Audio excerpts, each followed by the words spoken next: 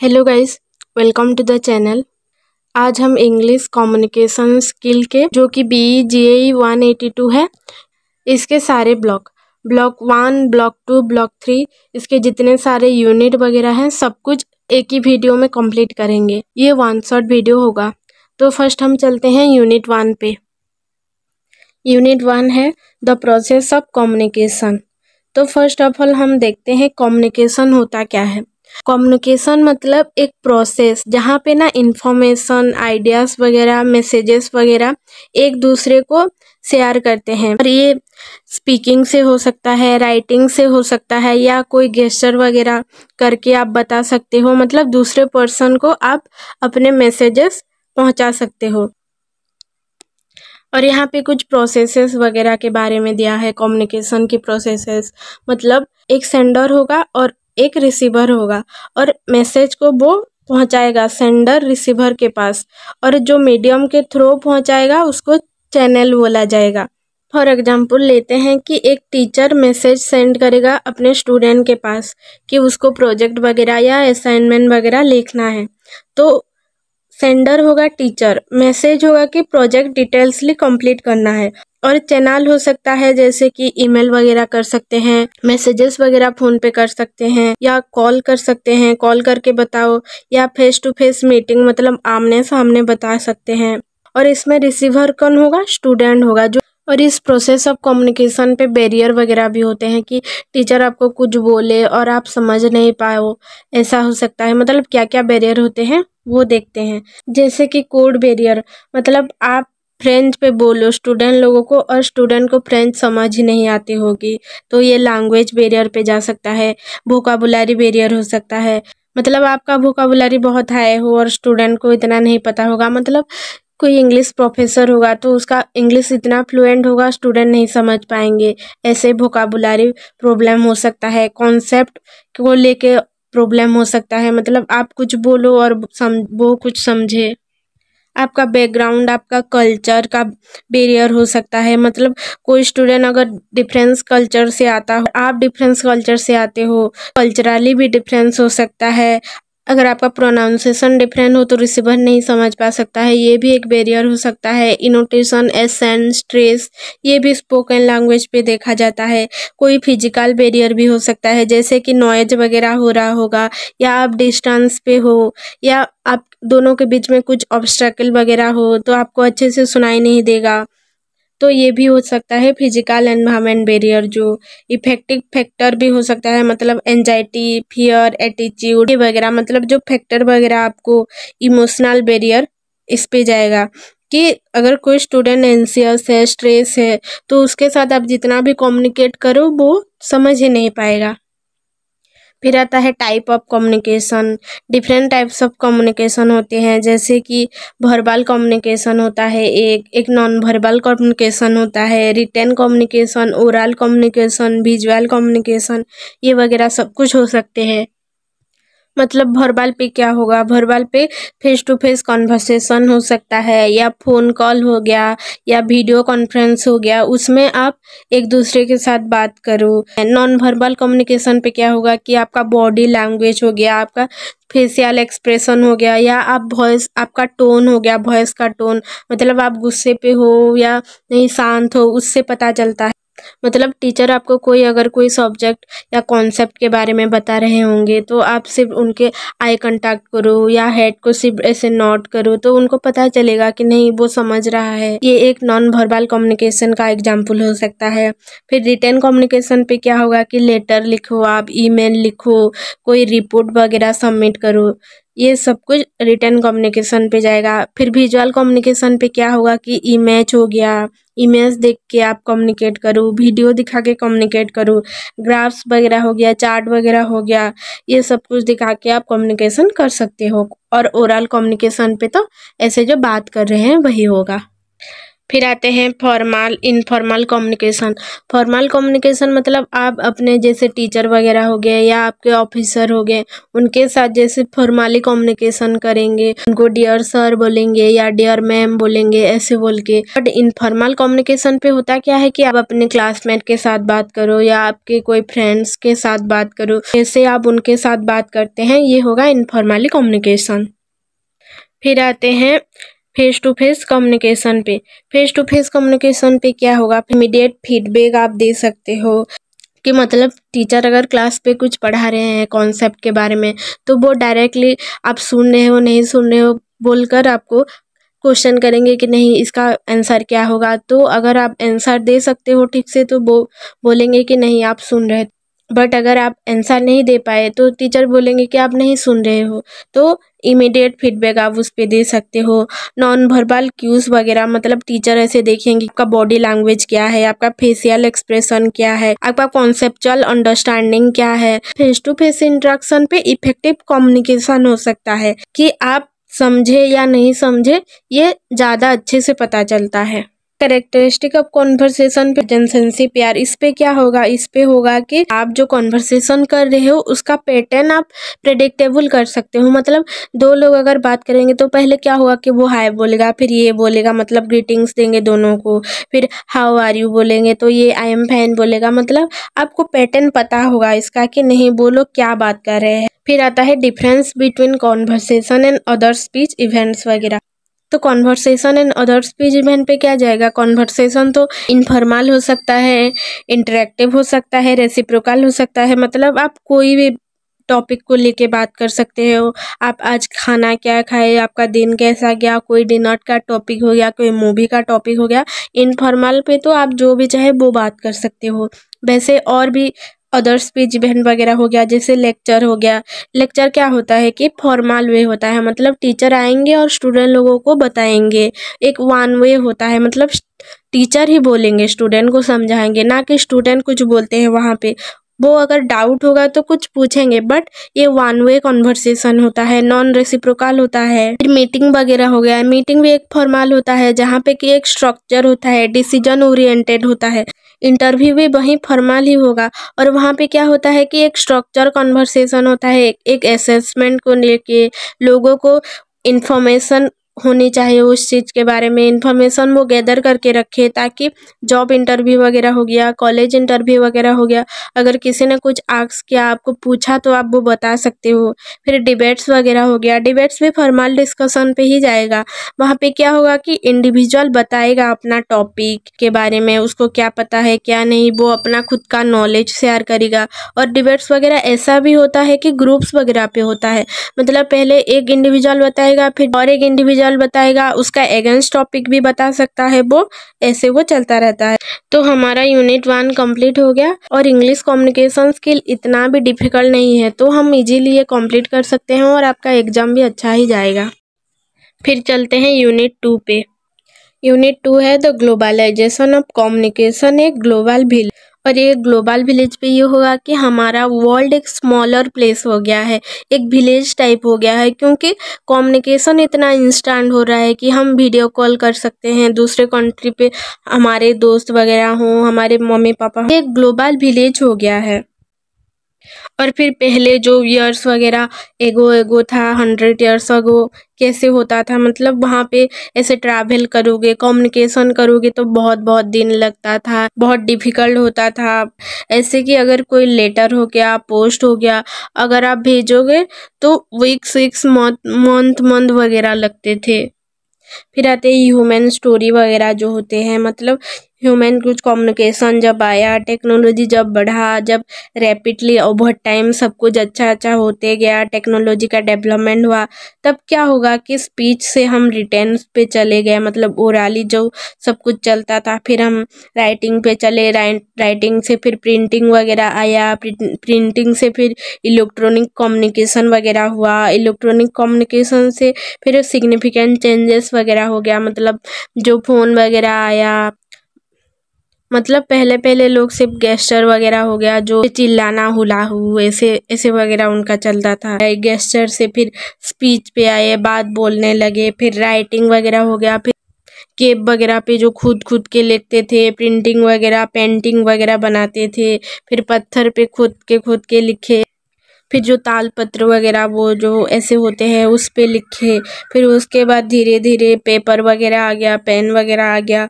फिर उसके बाद प्रिंटिंग जो टाइपराइटर वगैरह वो सब कुछ आया, प्रिंटिंग प्रिंटर वगैरह आया। फिर उसके बाद इलेक्ट्रॉनिक कम्युनिकेशन वगैरह जो टेलीफोन हो गया, टेलीग्राफ हो गया।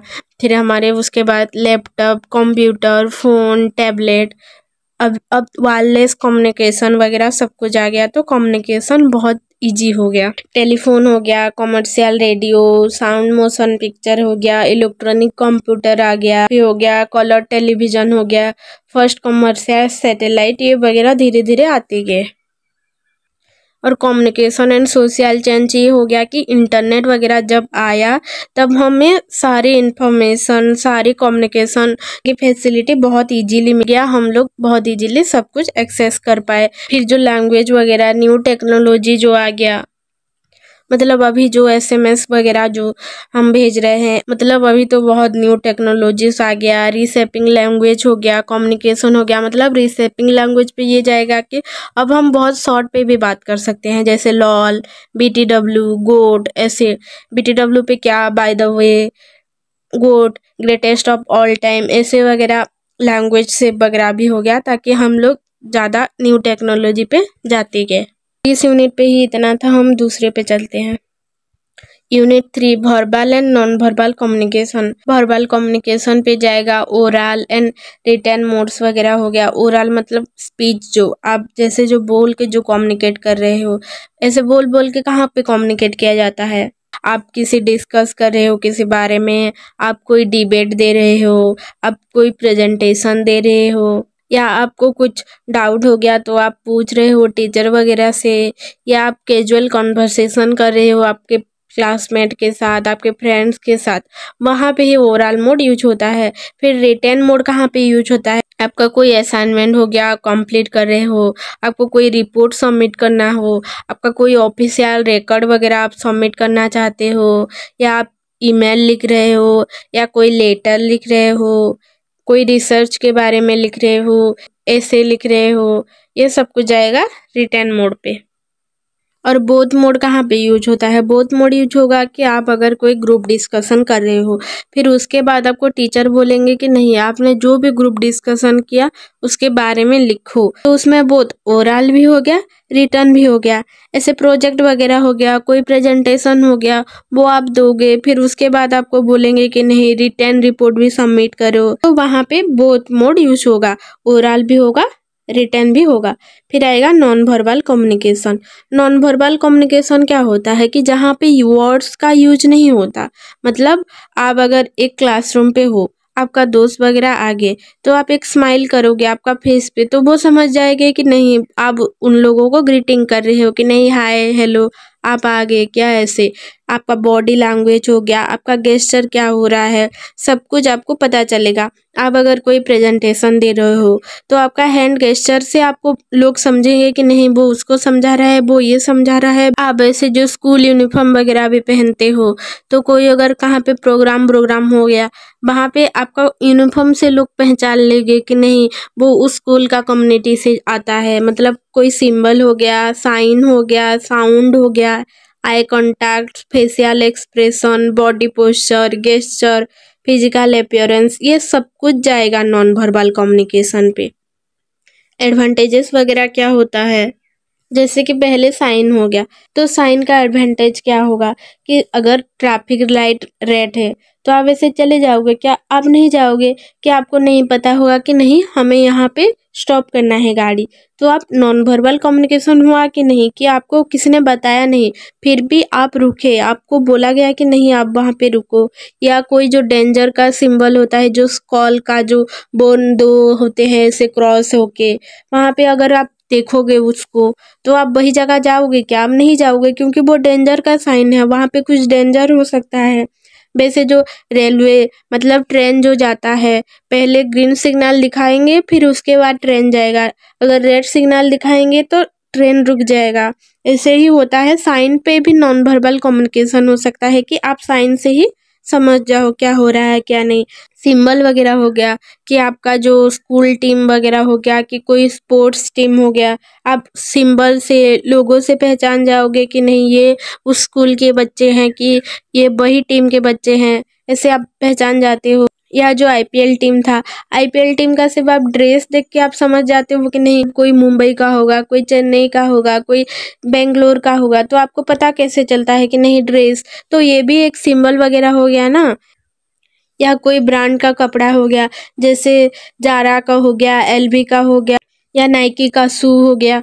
तो जो भी हो गया वो सिंबल से आपको पता चल रहा है कि नहीं ये उसका ब्रांड है कि ये उसका है। ऐसे ग्राफ्स वगैरह हो गया, चार्ट हो गया, फ्लो चार्ट हो गया, इससे एक विजुअल रिप्रेजेंटेशन होगा कि ये देख के आपको पता तो चल रहा है ना कि हैदराबाद पे मोड ऑफ ट्रांसपोर्टेशन कितना यूज हो रहा है।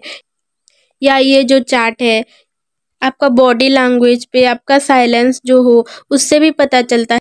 मतलब आप स्माइल कर रहे हो तो सबको पता चलेगा कि नहीं आप हैप्पी हैप्पी हो, या आप अगर सैड हो तो सबको पता चलेगा कि नहीं आप अपसेट हो कुछ बात के लेके, आप टेंस हो कि आपका कुछ अच्छा नहीं चल रहा है। फिर आई कांटेक्ट भी होगा। आई कांटेक्ट मतलब ऐसे कोई टीचर अगर कुछ लेक्चर आपको दे रहे हैं तो आप अगर उनके साथ आई कांटेक्ट करोगे, या आप कोई कॉन्वर्सेशन कर रहे हो आपके दोस्त लोगों के साथ, उनके साथ अगर आई कांटेक्ट करोगे तो वो लोग समझेंगे कि नहीं आप उनके बात को इम्पोर्टेंस दे रहे हो, उनके बात को सुन रहे हो। ऐसे होगा। आपका पोस्चर वगैरह हो गया कि आपका पोस्चर को देख के मतलब अब ऐसे सिटिंग अप स्ट्रेट ऐसे बैठोगे तो लोग समझेंगे नहीं आप अटेंटिव हो, आप सुन रहे हो बात, आप एंगेज होने के लिए रेडी हो कि नहीं क्या बोल रहे हैं मैं जरूर सुनूंगा। ऐसे आपका पोस्चर से भी पता चलता है। डिस्टेंस हो गया कि आप अगर किसी के पास खड़े हो तो आप उनका बात अच्छे से सुन रहे हो, आपको सुनाई दे रहा है, तो उसमें क्या होगा कि एक ट्रस्ट आएगा कि नहीं वो मेरा बात सुनेगा। फिर साइलेंस हो गया, मतलब आप कुछ नहीं बोलोगे, सिर्फ सारे लोगों के बात को सुनोगे। और साइलेंस भी बहुत एक पावरफुल चीज़ है। मतलब इससे कम्युनिकेशन आपका बहुत ज़्यादा स्ट्रांग होगा कि आप किसी को ऑब्जर्व कर रहे हो कि नहीं वो इसके बारे में बोल रहा है, वो उसके बारे में बोल रहा है, नहीं मुझे इसके बारे में नहीं पता था, मैं उससे सुन लेता हूँ, मुझे ये पता चल जाएगा। तो साइलेंस भी बहुत पावरफुल चीज़ होती है कम्युनिकेशन के लिए। कम्युनिकेशन के बैरियर वगैरह भी है। जैसे कम्युनिकेशन के बैरियर मैंने पहले भी यूनिट 1 पे बता दिया है, जो language barrier, cultural barrier, physical barrier, इसके बारे में बता दिया, बट इसमें थोड़ा ज़्यादा डिटेल्स है। मतलब इसमें 3 टाइप्स का बैरियर के बारे में बताया गया है। सीमेंटिंग एंड लिंग्विस्टिक बैरियर के बारे में, सोशियो साइकोलॉजिकल बैरियर के बारे में, एंड क्रॉस कल्चरल बैरियर के बारे में बताया गया है। तो फर्स्ट हम सीमेंटिंग एंड लिंग्विस्टिक बैरियर के बारे में देखते हैं। तो इसमें फर्स्ट क्या है, एम्बिग्यूटी। एम्बिग्यूटी मतलब क्या होता है कि आप अगर किसी को कुछ बारे में समझा रहे हो वो उसके बारे में नहीं समझ पा रहा है, क्योंकि आपने एक वर्ड्स बोला और उस वर्ड्स का मल्टीपल मीनिंग होता है। जैसे एग्जाम्पल हो गया बैंक। बैंक मतलब वो क्या फाइनेंशियल बैंक समझेगा या रिवर बैंक समझेगा, तो इसमें डिफिकल्ट हो जाता है। फिर होमोफोन्स, होमोफोन्स पे भी वही सिमिलरली ऐसा ही होता है कि वर्ड्स का साउंड सेम होता है बट डिफरेंट डिफरेंट मीनिंग होता है। और इसका एग्जाम्पल जाएगा SCA मतलब समंदर, SEE मतलब देखना। तो होमोफोन्स पे क्या समझेगा कि आप कौन सा वाला सी को बोल रहे हो, तो ये भी एक लैंग्वेज बैरियर हो सकता है। फिर आएगा कॉन्सेप्चुअल मीनिंग। कॉन्सेप्चुअल मीनिंग पे क्या होगा कि वर्ड्स का डिफरेंट मीनिंग हो सकता है डिफरेंट पर्सपेक्टिव पे। तो इसका एग्जांपल ये लेते हैं कि एक डोर ओपन है तो राम को बोला जाएगा कि उसको क्लोज करो। इनविटेशन हुए पे उसको कैसे बोला जाएगा कि नहीं राम कम इन, अंदर आ जाओ। या कमांड दिया जाएगा राम को तो बोला जाएगा राम क्लोज द डोर। या कोई वार्निंग वगैरह हो गया, राम बी केयरफुल मतलब केयरफुल होके दरवाजा दे दो। ऐसे डिफरेंट डिफरेंट कॉन्सेप्ट पे डिफरेंट डिफरेंट मीनिंग हो सकता है। ऐसे स्ट्रेस एंड इनोटेशन मतलब आप कोई वर्ड पे ज़्यादा स्ट्रेस दो या इनोटेशन दो तो उसमें आपका कहने वाला जो बात होगा वो कैसे पर्सपेक्टिव कैसे चेंज हो सकता है। मतलब एग्जाम्पल जैसे they stole the fruit from the garden, मतलब उन्होंने चुरा लिया गार्डन से fruit. They stole the fruit from the garden मतलब उन्होंने फ्रूट चुरा लिया गार्डन से। They stole the fruit from the garden मतलब उन्होंने गार्डन से फ्रूट चुरा लिया। तो ऐसे डिफरेंट डिफरेंट आप जहाँ पे स्ट्रेस ज़्यादा दोगे, जहाँ पे इनोटेशन ज़्यादा रहेगा, उसको लेके भी आपका पर्सपेक्टिव ऐसे चेंज हो सकता है। किसी को समझने में भी डिफिकल्ट हो सकता है कि आप कहाँ पे स्ट्रेस दे रहे हो, कहाँ पे इनोटेशन दे रहे हो, आप क्या बोलना क्या चाह रहे हो। तो ये सब कुछ बैरियर ऑफ कम्युनिकेशन पे होगा। फिर चलते हैं साइको फिजियोलॉजिकल बैरियर पे। इसका फर्स्ट है अटेंशन स्पैन। मतलब कोई अगर आपका बात अच्छे से नहीं सुन रहा है, अटेंशन नहीं दे रहा है, डिस्ट्रैक्टेड हो रहा है, तो ये एक बैरियर हो सकता। फिर होगा पर्सनल बायस। पर्सनल बायस पे क्या हुआ कि अगर आपका बात कोई सुनना ही नहीं चाहता हो, तो आप उसके साथ जितना भी कम्युनिकेट करो वो आपके साथ बात करेगा ही नहीं, आपका बात सुनेगा ही नहीं। सिलेक्टिवली मतलब आप जो सुनना चाहते हो सिर्फ वही सुनोगे और कुछ नहीं सुनोगे, तो उसमें आपका कॉन्वर्सेशन ब्रेक हो सकता है, आप समझ नहीं पाओगे, कॉन्वर्सेशन पे बैरियर आ सकता है। ऐसे सोशियो कल्चरल पे क्या जाएगा कि मिसअंडरस्टैंडिंग सिग्नल। मतलब आप कोई सिग्नल को अगर मिसअंडरस्टैंड कर दो, किसी ने आपको गेस्चर किया है कि नहीं वो चीज़ जाके लाओ, आप दूसरा कोई चीज़ जाके ला रही हो, तो वही भी एक कम्युनिकेशन बैरियर हो सकता है। फिर आता है 6 वे होता है जिसपे आप अच्छे से कम्युनिकेट कर सकते हो। मतलब व्हाई हो गया, विथ हुम हो गया, हाउ हो गया, व्हाट हो गया, वेयर हो गया, व्हेन हो गया। मतलब व्हाई पे ये जाएगा कि व्हाई आर यू कम्युनिकेट, कि आपको कोई इन्फॉर्मेशन के बारे में जानना है, क्या आपको किसी पर्सन के बारे में या कोई प्रोडक्ट के बारे में जानना है, तो व्हाई जरूरी होता है। फिर आएगा हुम। मतलब आपका ऑडियंस कौन होगा, कोई टीचर हो गया, कोई फ्रेंड हो गया, कोई फैमिली हो गया। फिर हाउ पे जाएगा कि मेथड क्या हो सकता है, ओरली हो गया, रिटर्न हो गया, नॉन वर्बल हो गया। फिर व्हाट पे क्या होगा कि आपका मैसेज कैसे क्लियर हो, कैसे कॉन्सेप्ट हो, आप दूसरे लोगों को आप कैसे समझा पाओ। फिर आएगा वेयर के मतलब आप कहाँ पे कम्युनिकेट कर रहे हो, ना क्लासरूम पे कर रहे हो, ऑनलाइन कर रहे हो, या कोई हॉल पे कर रहे हो, या कोई बाहर जगह कर रहे हो, तो वो भी डिपेंड रहता है। व्हेन मतलब टाइम, राइट टाइम है कि नहीं बात करने के लिए, या कोई बिजी है और आप उसके साथ कम्युनिकेट कर रहे हो, तो कम्युनिकेट अच्छे से हो नहीं पाएगा।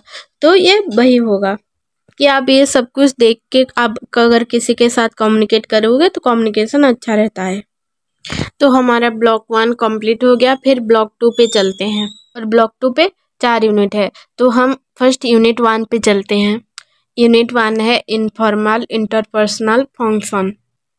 तो इसमें फर्स्ट जाएगा ग्रीटिंग्स। ग्रीटिंग्स पे कैसे होता है कि आप अगर दो लोग बात कर रहे हो तो पहले हाय हेलो वैसे बोलोगे, what's up, how is it going, good morning, how are you today, I am fine. ये मतलब आप ऐसे ग्रीटिंग पे जो बात करते हो। यहाँ पे जो दिया है हेलो, नमस्ते, बॉन्जोर, ये जो फ्रेंच पे बोलते हैं। फिर आएगा introducing on self and others. इसमें क्या होगा कि हाय हेलो अगर आप दूसरे पर्सन के साथ बात करोगे तो पहले हाय बोलोगे कि आपका नाम क्या है, आई एम, ये जो भी आपका नाम है, नाइस टू मीट यू। फिर आपका फ्रेंड बोलेगा है मेरा नाम ये है, कि आप वो अगर किसी जगह नया हो तो आई एम न्यू हियर, तो आप उसको बताओगे कि ये जगह ऐसा है वैसा है, कम से कंफर्टेबल कर पाओगे, उसके साथ बात करोगे। ऐसे इंट्रोडक्शन दिया जाता है एक दूसरे का। एक्सटेंडिंग इनविटेशन हो गया, एक्सपेक्टिंग या डिक्लाइनिंग इनविटेशन हो गया, या टेकिंग लीव हो गया। एक्सटेंडिंग इनविटेशन पे क्या होगा कि do you want to come over for the movie night, do you want to come over for the lunch.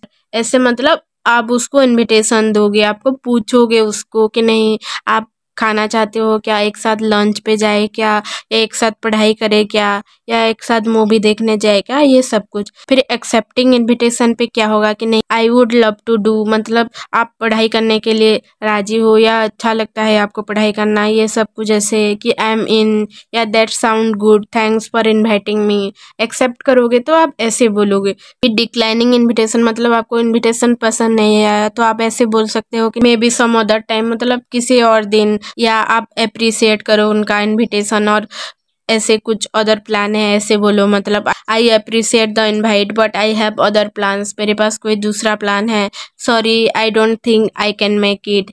ऐसे आप उसको डिक्लाइनिंग अच्छे तरीके से बोल सकते हो। या टेकिंग लीव, आप वहाँ से जाना चाहते हो तो ऐसे बोल सकते हो I should get going, nice seeing you, I have got to run, thanks for the chat, ऐसे बोल सकते हो। It was great catching up, I will talk to you later, ऐसे सब कुछ आप बोल सकते हो। फिर ऐसे कोई स्मॉल टॉक्स वगैरह हो गया, मतलब आप वीकेंड के बारे में बात कर रहे हो, या आज का वेदर कैसा है उसके बारे में आप ऐसे बात कर सकते हो, या आपका कोई भी जो भी मन है, मतलब how was your weekend going, have you travelled anywhere exciting recently, what do you like to do in your free time, ये सब कुछ आप ऐसे बात कर सकते हो स्मॉल टॉक्स वगैरह पे, आपका फ्रेंड के साथ जो कैजुअली बात करते हो। तो ये खत्म हो गया। दूसरे यूनिट पे चलते हैं। तो यूनिट 2 है मेकिंग इंक्वायरीज आस्किंग क्वेश्चन। तो इंक्वायरीज होता क्या है? इंक्वायरीज ना एसेंशियल पार्ट होता है एक कम्युनिकेशन का। मतलब हमें पीपुल का इन्फॉर्मेशन चाहिए, या कोई सर्विस का इन्फॉर्मेशन चाहिए, कोई प्रोसीड्योर हो गया, कोई इवेंट का, तो हम अगर उसके बारे में इन्फॉर्मेशन सीख करके रखेंगे तो कम्युनिकेशन ज़्यादा इजी हो सकता है। इस डिफरेंस टाइप के हो सकते हैं, जैसे पर्सनल इंक्वायरीज हो सकता है, कॉन्डोलेंस वगैरह हो सकता है, फिर डिफरेंट टॉक्स हो सकता है सर्विस के ऊपर लेके, प्रोसीड्योर्स के ऊपर लेके। तो फर्स्ट हम चलते हैं पर्सनल इंक्वायरी। तो पर्सनल इंक्वायरी करते कैसे हैं कि एक इंडिविजुअल हो गया, उसके बारे में अगर आपको पता करना है तो पहले आप उसको ना उसका नाम पूछोगे कि व्हाट इज़ योर नेम, फिर उसके ऑक्यूपेशन के बारे में पूछोगे, मतलब उसका जॉब के बारे में पूछोगे, फिर उसका इंटरेस्ट के बारे में पूछोगे कि नहीं आपका हॉबी क्या है, आपको क्या करना पसंद है, ये सब कुछ पूछोगे। और अगर आप पर्सनली इंक्वायरी कर रहे हो तो आपको उस पर्सन के साथ पोलाइट होना पड़ेगा, उसके साथ रेस्पेक्टफुल होना पड़ेगा। कॉन्डोलेंस पे ये जाएगा कि अगर किसी का मतलब कोई लॉस हो गया है या कोई पर्सन नो मोर हो गए, मतलब इसमें आपको सिंपैथी एक्सप्रेस करना होता है, उस पर्सन को आप सपोर्ट करो कि उसका जो लॉस हुआ है उसमें। तो इसमें क्या होगा कि आपको सेंसिटिव रहना पड़ेगा, एम्पैथेटिक रहना पड़ेगा, ये एसेंशियल है। और आप उसके साथ उसका जो दुख होगा उसके साथ आप रहो, उसको सपोर्ट दो, उसको ऑफर करो सपोर्टिंग, मतलब जो बोलते हैं ना कंधा दो उसको, ऐसे। तो डिनर टॉक कैसे होता है कि एक सोशल सेटिंग होता है जहाँ पे आप आपका खुद का फूड ले रहे हो, तो उसमें क्या होगा कि आप ऐसे बात कर सकते हो कि उसका सम्मान जो होगा उसके बारे में, कि उसका इंटरेस्ट क्या है, उसका हॉबी क्या है, वो क्या वर्क करती है, ये सब कुछ आप उससे पूछ सकते हो। और डिनर टॉक पे आप दूसरे इंसान के साथ फ्रेंडली होना ज़रूरी होता है, फिर एंगेजिंग होना भी ज़रूरी होता है, ताकि आप दोनों के बीच कम्युनिकेशन अच्छी तरीके से हो। इंक्वायरीज अबाउट सर्विस पे क्या होगा कि आप अगर सर्विस के बारे में कुछ इंक्वायरी कर रहे हो तो आपको उस पर्टिकुलर सर्विस का क्या प्रोडक्ट है या क्या सर्विस है उसके बारे में आपको पता होना चाहिए। वो प्रोडक्ट का क्या फीचर्स है, क्या प्राइसिंग है, क्या अवेलेबिलिटी है, ये सब कुछ आप दूसरे पर्सन से पूछ सकते हो, इंक्वायरी कर सकते हो। और इसमें मतलब इंक्वायरी अबाउट सर्विस में एसेंशियल होता है कि आप प्रोडक्ट को लेकर, आप सर्विस को लेकर बहुत क्लियर हो, बहुत स्पेसिफिक हो, और आपको पता होना चाहिए कि आप क्या देख रहे हो, what are you looking for. फिर इंक्वायरी अबाउट प्रोसीड्योर पे क्या होगा? प्रोसीड्योर पे ये होगा कि उसमें क्या स्टेप वगैरह इन्वॉल्व है, वो कैसे प्रोसेसिंग होता है, कैसे उसमें क्या क्या रिक्वायरमेंट होती है, क्या क्या पर्टिकुलर टैक्स वगैरह उस पर होते हैं, ये सब कुछ आप इंक्वायरी करोगे। और इसमें भी आप क्लियर और स्पेसिफिक होना ज़रूरी होता है। फिर आता है अटेंशन इन लिसनिंग, मतलब आप अगर किसी के बात सुन रहे हो तो आपको अटेंशन देना पड़ेगा अच्छे से, ताकि आप उसको केयरफुली सुन पाओ, उसके बात का रिस्पॉन्स दे पाओ। अगर आप कोई बात समझ नहीं पाए तो आप क्लैरिफिकेशन मांग सकते हो, सीक क्लैरिफिकेशन इफ नेसेसरी, या आप लिसन करो जब तब आप ना उसके कॉन्टेक्स्ट के बारे में और स्पीकर के टोन के बारे में, मतलब स्पीकर कैसे समझा रहे हैं उसको लेकर ना ज़्यादा अवेयर होना आपको पड़ेगा, ताकि आप अच्छे से अटेंशन इन लिसनिंग कर पाओ। तो ये यूनिट भी ख़त्म हो गया। दूसरे यूनिट पे चलते हैं। यूनिट 3 है ग्रुप डिस्कशन एंड मीटिंग्स। तो ग्रुप डिस्कशन मतलब होता है क्या है? ग्रुप डिस्कशन मतलब interaction between any team, any organisation, any institution, जो कि वेरियस टॉपिक पे बात करते हैं, ग्रुप डिस्कशन करते हैं। तो ग्रुप डिस्कशन का पर्पज क्या होता है, वो होना क्यों चाहिए ग्रुप डिस्कशन, ताकि उसमें हम इवैल्यूएट कर सके कि कैंडिडेट का कितना एबिलिटी है, कि वो कैसा वर्क कर रहा है टीम के साथ, टीम मेंबर के साथ, कैसे वो टीम मेंबर के साथ कम्युनिकेट कर रहा है, इफेक्टिवली कर पा रहा है या नहीं कर पा रहा है, उसका थिंकिंग कितना है, क्रिटिकली वो थिंक कर पा रहा है या नहीं कर पा रहा है। ये सब कुछ हम ग्रुप डिस्कशन से पता कर सकते हैं। और ग्रुप डिस्कशन के टाइप भी होते हैं, जैसे कि ग्रुप डिस्कशन इन जनरल पे क्या होता है कि इसमें जनरेट किया जाता है थिंकिंग को, जहाँ पे कि ग्रुप कम्युनिकेशन स्किल बढ़ता है या सक्सेसफुल एक्सचेंज हो पाता है, आइडियाज़ वगैरह का ज़्यादा फैसिलिटी मिलता है, हम दूसरों के आइडिया के बारे में भी बहुत अच्छे से जान पाते हैं। फिर ग्रुप डिस्कशन इन इंटरव्यूज़ वगैरह में होते हैं, जिसमें क्या होगा कि कैंडिडेट को ऑब्जर्व किया जाता है कि वो ये जॉब लेने के लिए काबिल है या नहीं है, उसका कम्युनिकेशन स्किल कितना है, वो सुइटेबल है क्या इस जॉब के लिए, उसके पास एबिलिटी है क्या कि वो टीम के साथ वर्क कर सकता है। ये सब कुछ ग्रुप डिस्कशन इंटरव्यू पे देखा जाता है। फिर ग्रुप डिस्कशन का एसेंशियल क्या होता है कि क्लियर टॉपिक एंड ऑब्जेक्टिव, मतलब आप ग्रुप डिस्कशन कर रहे हो, आपका टॉपिक ही क्लियर नहीं हो, आपका ऑब्जेक्टिव ही क्लियर नहीं हो, तो उसमें क्या कोई कुछ भी नहीं समझेगा। फिर पार्टिसिपेशन भी एसेंशियल होता है, मतलब मेंबर लोग पार्टिसिपेट करें उसमें, उस टॉपिक पे उनका जो आइडिया है वो कंट्रीब्यूट करे। और फिर होगा रेस्पेक्टफुल मैनर, मतलब अगर किसी चीज़ पे डिस्कशन कर रहे हो तो रेस्पेक्टफुल होकर डिस्कशन करो, ऑर्डरली मैनर पे डिस्कशन करो, ना कि हल्ला मचा दो, शोर करो, ऐसे नहीं। फिर आप कैसे बोलोगे, क्या बोलोगे, मतलब आप पहले तो एक क्लियर स्टेटमेंट के साथ आपका बात को शुरू करोगे, फिर उसके बाद आपका व्यूज़ को बताओगे कि नहीं आई थिंक या इन माय ओपिनियन या आई बिलीव, ऐसे बोल के आप एक्सप्रेस करोगे। फिर आप इंतज़ार करोगे कि नहीं दूसरे लोग भी आपके बात पे रेस्पॉन्ड करे, बताए कुछ, फिर आप डिसएग्री या एग्री होगे, मतलब नहीं आई एग्री विथ यू या आई डिसएग्री विथ यू, ऐसे सब कुछ आपका एग्रीमेंट डिसएग्रीमेंट सब कुछ बताओगे। फिर आएगा ग्रुप कम्युनिकेशन स्किल, इसमें होगा कि पॉजिटिव इंटरडिपेंडेंस, मतलब पॉजिटिव वे पे आप ग्रुप डिस्कशन करो, ये बहुत ज़रूरी है।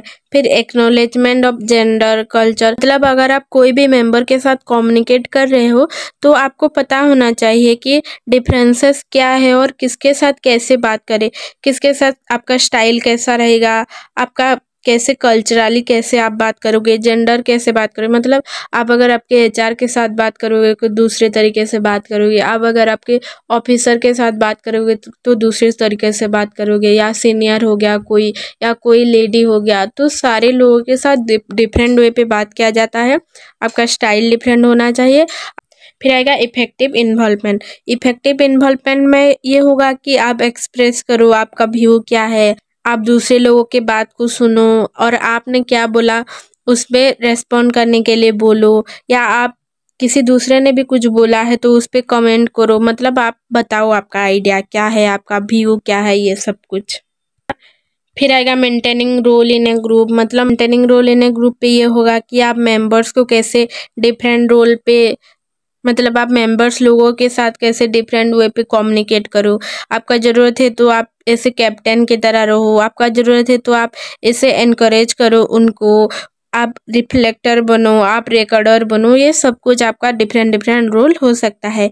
या स्पेसिफिक रेस्पॉन्सिबिलिटी भी ले सकते हो, जैसे कि मैनेजिंग टाइम को मैनेज करवा सकते हो, या कोई नोट वगैरह भी आप टेक कर सकते हो, या प्रोवाइडिंग फीडबैक वगैरह भी आप दे सकते हो।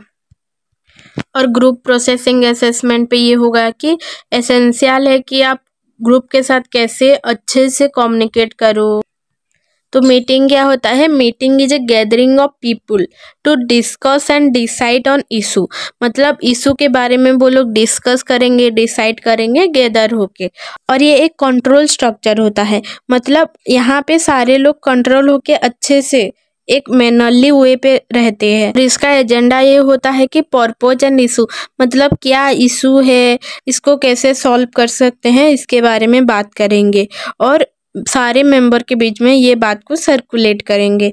फिर प्रिपेयरिंग फॉर ए मीटिंग, मतलब मीटिंग के प्रिपेयर करने के लिए क्या होता है कि रीड नोटिस, मतलब नोटिस का समझोगे, फिर उसके लिए प्रिपेयर करोगे मटेरियल्स वगैरह, इंफॉर्मेशन कलेक्ट करोगे, फिर वही बात जाके आप डिस्कस करोगे आपके ग्रुप पे। रोल ऑफ मीटिंग पे क्या जाएगा कि never be late, prepare well, be a good listener, don't interrupt, follow the agenda, be an active participant, don't monopolise the meeting, resolve conflict, pay attention to non verbal communication, maintaining meeting decorum, ये सब कुछ आएगा। इसका advantages भी होगा। Importance क्या है preparation का कि आपको इंफॉर्मेशन कलेक्ट करना है, फिर एजेंडा क्या है पता करना है, फिर मीटिंग पहले से ही आप प्रिपेयर हो, मीटिंग होने से पहले से ही, और आपका व्यू क्या है उस पर आप बताओगे। फिर इफेक्टिव पार्टिसिपेशन भी होना चाहिए, मतलब आप अच्छे से पार्टिसिपेट करो, आप स्पीक करो, आप कोऑपरेट करो। वोकाबुलरी पे ये होगा कि डिसएग्रीमेंट कैसे करोगे कि I am sorry, I don't agree with you, sorry, I am not sure, I don't agree with you, ये सब कुछ ऐसे बोल सकते हो। फ्रेज ऑफ क्लैरिफिकेशन पे कैसे होगा, would you please clarify the, what exactly do you mean by, ये सब कुछ ऐसे बोल सकते हो। फिर हैंडलिंग इंटरप्शन, मतलब इंटरप्शन के टाइम पे आप कैसे बोलो कि sorry, I would please allow me to, may I finish first before, that's not point I, ऐसे आप बोल सकते हो। फिर रिफेयरिंग टू अदर स्पीकर, मतलब अदर स्पीकर को कैसे आप बोलोगे कि as mister Singh has already discuss, I am sure mister Kapoor would agree, ये सब कुछ आप ऐसे बोल सकते हो। डिप्लोमेटिक वे पे कैसे बोलोगे, देयर इज ए प्रॉब्लम, मतलब वहाँ पे कुछ प्रॉब्लम है, there seem to be a small problem, I think there may be a problem with that, ऐसे बोल सकते हो। Unit 4 presentation skill, essential of presentation skill. तो मैंने ना अभी ये सारा वीडियो कंप्लीट कर दिया था, मतलब यूनिट वगैरह, बट वो वीडियो कहाँ गया, मैं ढूंढ ढूंढ के पागल हो गई हूँ, वो वीडियो मिल ही नहीं रहा, फिर से दोबारा शुरू करना पड़ रहा है मेरे को। तो प्रेजेंटेशन स्किल का ऑब्जेक्टिव क्या है, इसे करना क्यों जरूरी है? To communicate ideas and information to a group effectively, मतलब एक ग्रुप को अगर आपको कुछ बताना है तो उनके साथ आप कम्युनिकेट कर सकते हो, आपके आइडिया, आपके इंफॉर्मेशन इजीली आप पहुंचा सकते हो प्रेजेंटेशन स्किल से। और इसका की एलिमेंट क्या हो सकता है कि क्लैरिटी होना चाहिए, आपने क्या बता रहे हो, क्या समझा रहे हो उनको, आपका आर्टिकुलेशन ठीक होना चाहिए, आप कैसे कन्विंस कर रहे हो सबको कि नहीं ये ठीक है, ये सही है, ये गलत है, आप उनको बता पा रहे हो, ये सब कुछ होगा। टाइप ऑफ प्रेजेंटेशन वगैरह भी होते हैं, जैसे कि इंफॉर्मेटिव प्रेजेंटेशन हो गया, सेल्स प्रेजेंटेशन हो गया, प्रोजेक्ट रिपोर्ट प्रेजेंटेशन हो गया, प्रोजेक्ट अपडेट प्रेजेंटेशन वगैरह, ये सब कुछ होता है। फिर reading making a good impression, जब प्रेजेंटेशन दो तो कैसे दो, आपका फर्स्ट इम्प्रेशन ऐसा होना चाहिए कि ड्रेस नीटली, मतलब आप अच्छे खासे कपड़े पहन के गए हो, आप स्मार्ट बिहेव कर रहे हो, आप स्मार्ट दिखना चाहिए, आप अप्रोप्रिएटली सब कुछ बोल पाओ, उनको समझा पाओ, आपका बॉडी लैंग्वेज अच्छा होना चाहिए, मतलब maintain a good posture, make eye contact and use positive facial expression, ना कि ऐसे गुस्से में होके चले जाओ या सैड सैड दुखी दुखी होके चले जाओ, ऐसा नहीं। आपका वॉइस भी अच्छा होना चाहिए, जैसे कि use tone, pitch, volume effectively, avoid monotony, मतलब आपका टोन, आपका पिच अच्छा होना चाहिए, बहुत जोर से मत बोलो या बहुत धीरे धीरे मत बोलो, गुस्से में मत बोलो या पूरे शांत होके मत बोलो, जैसे सामने वाला समझ पाए आपका प्रेजेंटेशन, आपका एक गुड इम्प्रेशन हो, इस तरह आप प्रेजेंटेशन दे सकते हो। फिर स्ट्रक्चर ऑफ प्रेजेंटेशन, इसमें बिगिनिंग पे क्या बोलोगे, मिडिल पे क्या करोगे, एंडिंग में क्या करोगे, ये वगैरह है। बिगिनिंग पे क्या होगा कि इंट्रोड्यूस योरसेल्फ, खुद को इंट्रोड्यूस करोगे, स्टेट योर पर्पज, मतलब आप प्रेजेंटेशन क्यों दे रहे हो उसके बारे में बोलोगे, relate subject to the audience, मतलब अब आप इंट्रो दोगे कि नहीं इसके बारे में मैं बोलना चाह रही हूँ तो पहले उसके बारे में थोड़ा। फिर मिडिल में क्या होगा कि do not present more than 4 main points and idea, मतलब आप 4 या उससे ज़्यादा ऐसे पॉइंट वगैरह मत बोलो, मिडिल पे आपका मेन आइडिया क्या है उसके बारे में बोलो। फिर support main idea by facts, आपका जो मेन आइडिया है उसको लेके फैक्ट वगैरह बोलो। फिर यूज साइन पोस्टिंग वगैरह यूज कर सकते हो, विजुअल प्रेजेंटेशन वगैरह आप यूज कर सकते हो। एंड में क्या करोगे कि एक समरी क्रिएट करोगे, एक समराइज मेन पॉइंट्स करोगे, न्यू आइडिया एंडिंग में नहीं लाओगे,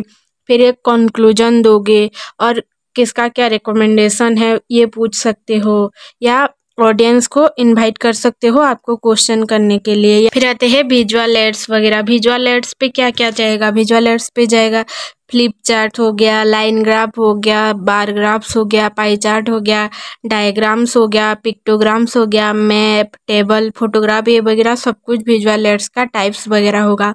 विजुअल एड्स को क्यों दिखाते हैं कि आपका प्रेजेंटेशन जो कॉम्प्लेक्स है, मतलब कोई समझ नहीं पा रहा है सिर्फ बातों बातों में, तो वो विजुअल देखेगा तो वो अच्छे से समझ पाएगा। फिर language associated with talking about visual, मतलब कोई विजुअल अगर आप दिखा रहे हो तो इंट्रोड्यूस कर रहे हो तो आप ऐसे पहले बोल सकते हो, let's look at, have a look at this graph shows, ऐसे बोल सकते हो। या आप टॉकिंग अबाउट विजुअल पे ऐसे बोल सकते हो, on analysing this graph, what is interesting in this graph सकते हो। फिर कंपैरिजन पे बोल सकते हो कि this compare X and Y, let's compare the, here you see the comparison between, ऐसे सब कुछ बोल सकते हो।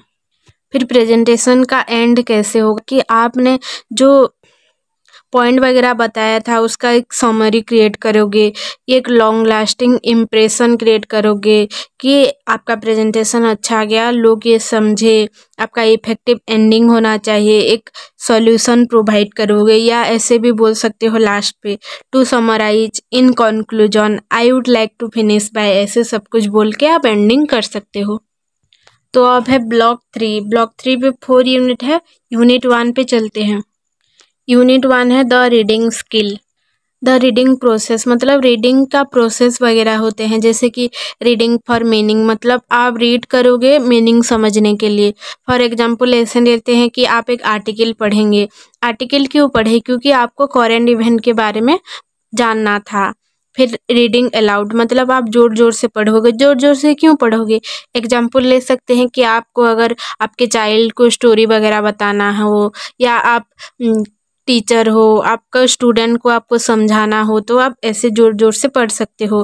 फिर इंटरेक्टिव प्रोसेस होगा। इंटरेक्टिव प्रोसेस पे क्या होगा कि रीडर के पास जो भी नॉलेज वगैरह है वो उसके साथ उसने क्या पढ़ा उसको जोड़ेगा। मतलब जैसे हिस्ट्री इवेंट वगैरह होता था, वो हिस्ट्री नॉवेल पढ़ेगा, फिर उसके साथ अपने खुद का हिस्ट्री इवेंट वगैरह को जोड़ेगा, तो उसका नॉलेज बढ़ेगा। इंटरेक्टिव प्रोसेस ये होगा। फिर गुड रीडर का स्ट्रैटेजीज वगैरह क्या क्या होता है, ये हो सकता है कि इंटरेक्टिंग विद द टेक्स्ट, यही सेम थिंग्स जो इंटरेक्ट करके वो पढ़ेगा। फिर यूजिंग प्रायर नॉलेज को यूज करके, मतलब उसने अगर कोई साइंटिफिक आर्टिकल वगैरह पढ़ा तो उसमें वो साइंटिफिक कॉन्सेप्ट वगैरह क्या है, इसमें क्या न्यू इन्फॉर्मेशन है, वो पढ़ेगा।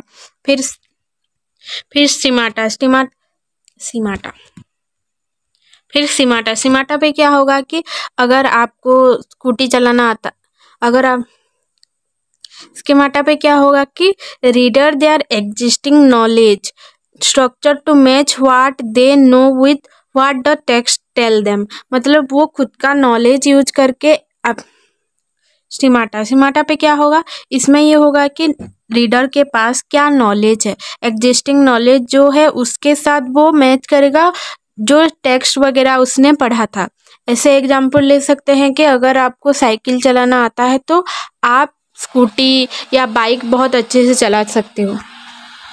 स्कीमाटा मतलब क्या है कि इसमें क्या होगा, नॉलेज जो होता है, इसमें क्या होगा कि रीडर के पास जो एग्जिस्टिंग नॉलेज है वो उसके साथ उसने जो पढ़ा था उसको मैच करेगा।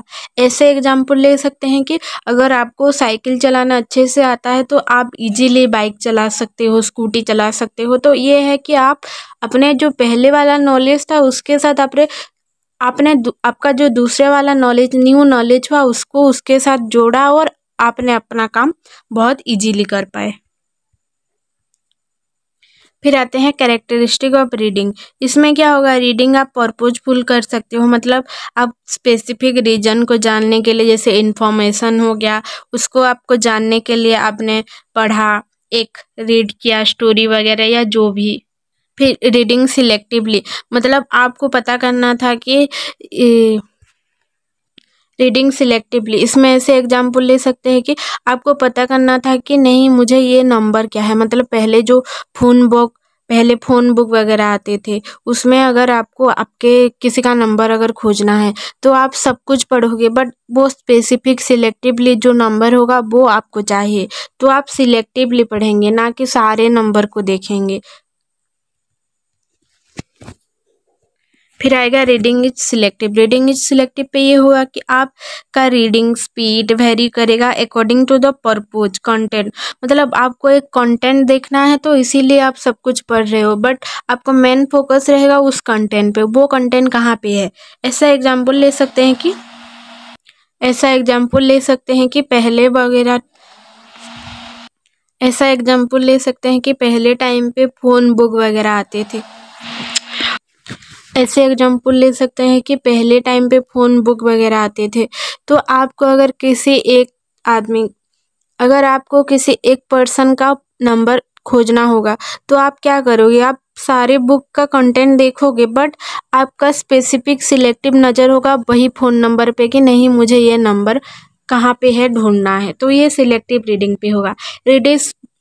रीडिंग स्पीड वेरीज, मतलब वही कि आपको जल्दी जल्दी पढ़ना है या धीरे धीरे पढ़ना है। अगर आपका इंटरेस्ट जैसे कि कोई टेक्स्ट बुक हो गया, टेक्स्ट बुक पढ़ने में किसी का ऐसे इंटरेस्ट नहीं होता तो वो ऐसे ऐसे धीरे धीरे पढ़ेंगे, बट कोई नोवेल हो गया, कोई स्टोरी वगैरह हो गया, उसमें ज़्यादा लोगों का इंटरेस्ट होता है तो वो बहुत ज़्यादा जल्दी जल्दी स्पीड पढ़ेंगे, तो स्पीड वेरी होता है। फिर रीडिंग इज साइलेंट, मतलब ऐसे साइलेंटली रीडिंग कहाँ पे करते हैं, लाइब्रेरी वगैरह पे, जहाँ पे टिपिकली आपको स्पेशलाइज्ड सिचुएशन वगैरह दिया जाता है, जहाँ पे कि आप वैसे ही पढ़ सकते हो, वहाँ का रूल रेगुलेशन आपको मानना पड़ेगा। फिर आएगा टेक्स्ट बेस्ड पे क्या होगा, टेक्स्ट बेस्ड पे ये होगा कि आप रीडिंग कर रहे हो, कोई लेटर वगैरह हो गया, फ्रेंड्स लोगों को देना है या इंट्रोडक्शन। टेक्स्ट बेस्ड पे ये होगा कि रिटेन टेक्स्ट वगैरह जो होते हैं कि involve understanding the message convey through written text, जैसे लेटर वगैरह हो गया। कॉग्निटिव स्किल पे क्या होगा कि प्रेडिक्शन, मतलब आप अगर कोई मूवी वगैरह देखे या कोई नॉवेल वगैरह पढ़े तो उसका एंडिंग आपको अच्छा नहीं लगा तो आप प्रेडिक्ट करोगे कि नहीं इसका एंडिंग ऐसा होना चाहिए उसका। फिर आते हैं लेवल ऑफ मीनिंग पे क्या होगा, फर्स्ट होगा लिटरल मीनिंग मतलब जो रीड क्या है या जो भी इंफॉर्मेशन है उसमें डायरेक्टली जो लिखा है वही सही है, मतलब understanding information stated directly in the text, मतलब इसमें ऐसे एग्जांपल हो सकता है कि आपने खाना खा लिया, मतलब आपने खाना खा लिया, उसका दूसरा कुछ ऐसा मीनिंग नहीं होगा। फिर आएगा इंटरप्टिव पे क्या हुआ कि recognising ideas and information not directly stated making inference, मतलब जो पोएम वगैरह जैसे होते हैं जहाँ पे जो दूसरा मतलब जो पोएम वगैरह होते हैं जिसमें सिंबलिज्म, मतलब जो पोएम वगैरह होते हैं जिसमें जो सिंबलिज्म थेम्स वगैरह सब कुछ होते हैं जिसको आपको समझना पड़ता है, मतलब पोएटिक लैंग्वेज थोड़ा डिफरेंट होता है ना, उसमें इंटरप्टिव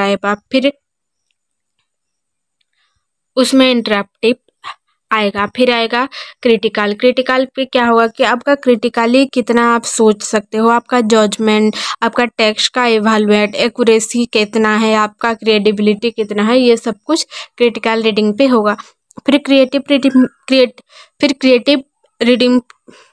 क्रिएटिव पे क्या होगा, क्रिएटिव पे होगा कि आप जनरेट कर सको न्यू आइडियाज़ वगैरह, एप्लीकेशन बैक टेक्स्ट वगैरह, इनसाइट वगैरह जो सोच सकते हो, मतलब आपने कुछ बुक या नोवेल या जो भी साइंटिफिक बातें आपने पढ़ा तो आपको वो पसंद आ गया और वो आप अपने निजी ज़िंदगी पे अगर अप्लाई करोगे तो वो होगा क्रिएटिवनेस।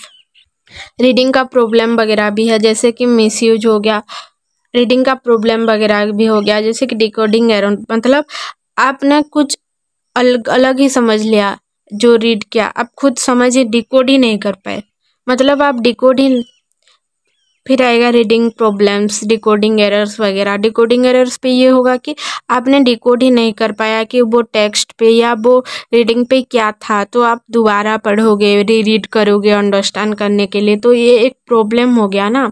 फिर आएगा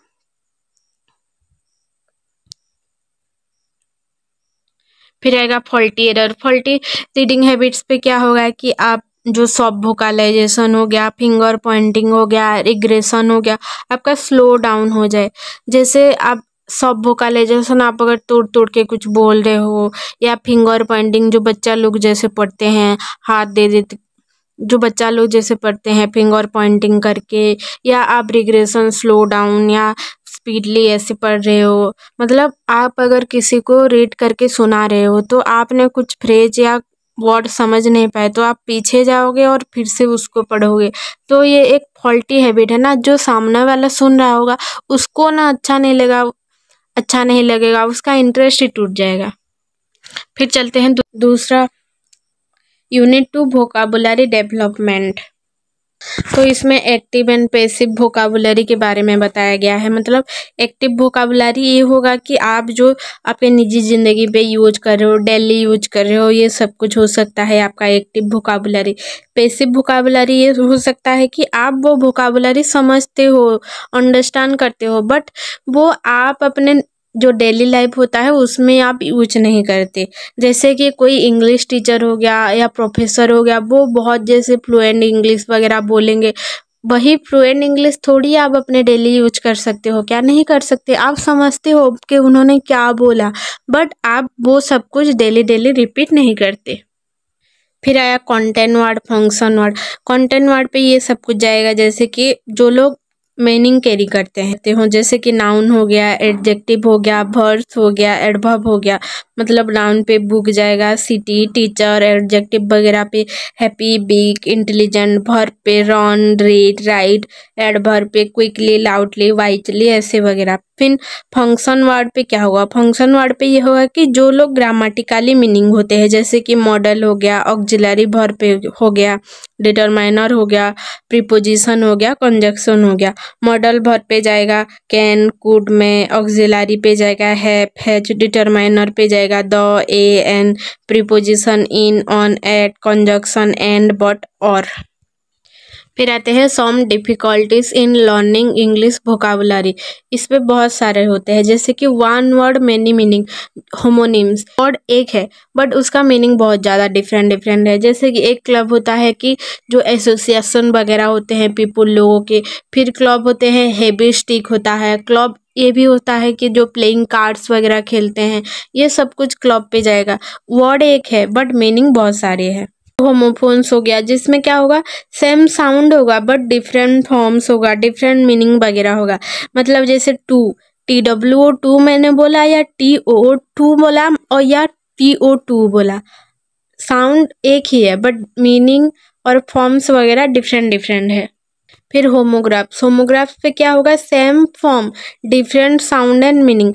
फॉर्म सेम होगा बट डिफरेंट साउंड और मीनिंग होगा। जैसे बो मतलब फ्रंट ऑफ द शिप होता है, और बो मतलब रिबन टाइड भी होता है। तो फॉर्म सेम है और डिफरेंट साउंड एंड मीनिंग है। आएगा आइडियोमेटिक एक्सप्रेशन पे क्या होगा कि बोला जा रहा है एक चीज बट उसका मीनिंग दूसरा है। अगर आपको बोला जाए ब्रेक ए लेग मतलब ये नहीं कि आपका लेग तोड़ के चले जाओ, ऐसा नहीं। उसका मीनिंग होता है गुड लक। ऐसे बोल सकते हैं किक द बकेट मतलब बकेट को लात मारो, ये नहीं। किक द बकेट मतलब टू डाई। तो इसमें ये होता है कि फ्रेज एक होता है, उसका मीनिंग दूसरा होता है। फिर एंटोनिम्स मतलब ऑपोजिट, जैसे गुड, बैड हो गया। सिनोनिम्स मतलब सिमिलर मीनिंग, जैसे एंग्री, एनॉय, अपसेट, इरिटेट, ये सिमिलर मीनिंग कंटेन कर रहे हैं। एफिक्सन एंड कंपाउंडिंग। एफिक्सन पे क्या जाएगा, प्रीफिक्स, सफिक्स वगैरह जाएगा। प्रीफिक्स पे क्या हुआ, प्रीफिक्स पे पहले लगता है, वर्ड के पहले। जैसे कॉमन हो गया, उसके आगे लिख सकते हो ऑन कॉमन। एबुल का on able. Injustice, disadvantage, illegal, irregular, impossible, multilingual, ऐसे हो सकता है। फिर सॉफिक्स क्या होता है, सॉफिक्स पीछे लगता है, मतलब back age, baggage, post age, postage, kingdom, kingdom, star dom, ये वगैरह। और कंपाउंडिंग क्या होता है? कंपाउंडिंग में ये होता है कि कंबाइनिंग टू और more words to form a new words. मतलब ब्लैक का जैसा एक खुद का एक मीनिंग है, बोर्ड का एक खुद का एक मीनिंग है, दोनों को कंबाइन करोगे तो दूसरा मीनिंग निकलेगा। ब्लैक बोर्ड, फ्लावर पॉट का भी ऐसे हो सकता है, आर्म चेयर का ऐसे हो सकता है, बुक सेल्फ का ऐसे हो सकता है, टूथ ब्रश का ऐसे।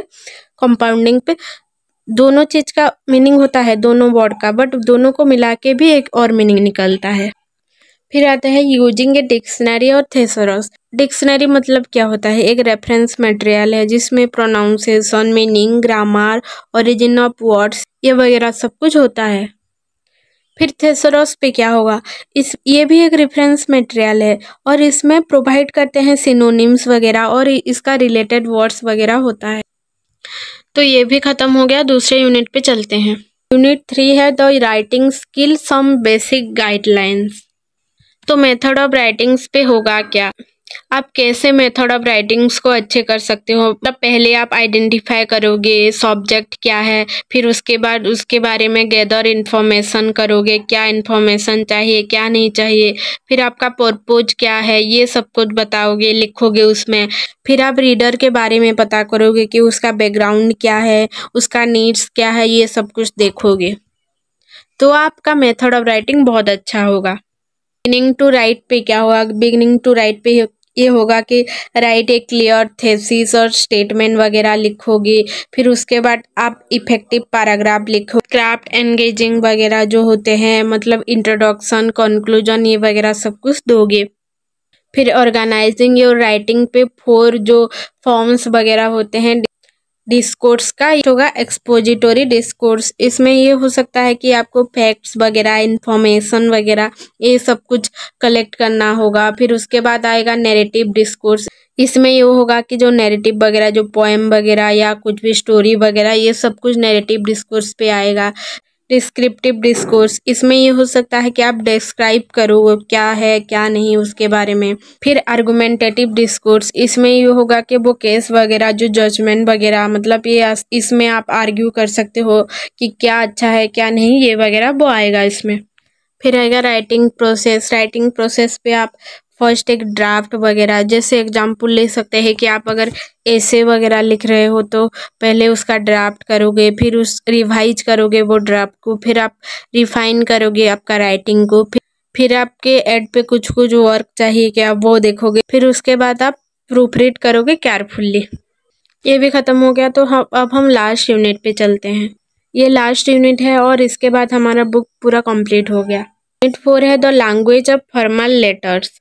तो फॉर्मल लेटर्स के क्या की एलिमेंट वगैरह होते हैं, जैसे कि प्रोफेशनल टोन, मतलब ये फॉर्मल लैंग्वेज होता है। इसमें आप ऐसे स्लैंग वगैरह या कैजुअल एक्सप्रेशन, आप अगर आपके टीचर हो गया या कोई ऑफिसर हो गया उसके साथ थोड़ी ऐसे, आप जो फ्रेंड वगैरह होते हैं उनके साथ जैसे स्लैंग यूज करते हैं या कोई कैजुअल एक्सप्रेशन यूज करते हैं, उनके साथ ऐसे यूज नहीं कर सकते, वो फॉर्मली होना चाहिए। उसका प्रोफेशनली टोन फॉर्मल लेटर्स का फॉर्मली होना चाहिए।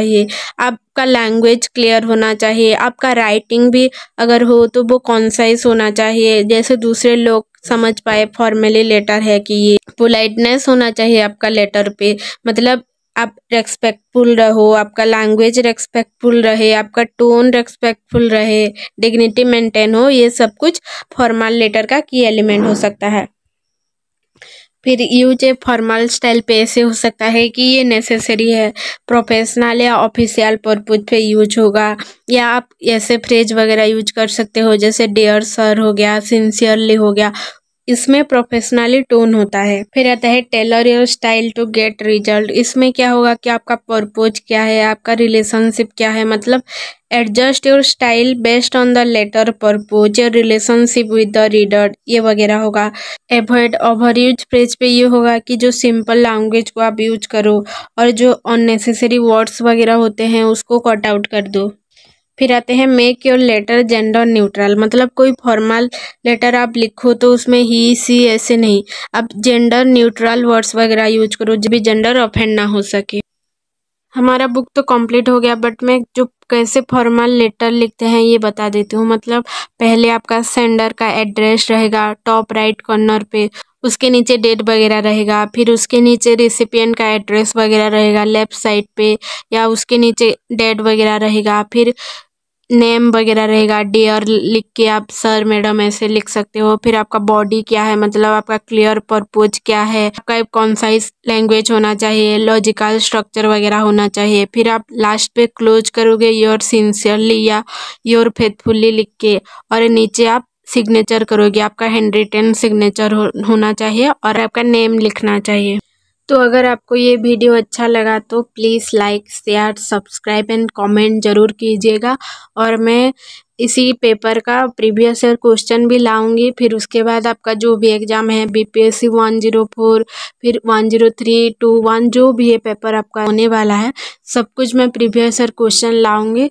तो प्लीज़ सब्सक्राइब ज़रूर कीजिएगा और नोटिफिकेशन भी ऑन कीजिए ताकि आपके पास नोटिफिकेशन जा पाए। Thank you for watching.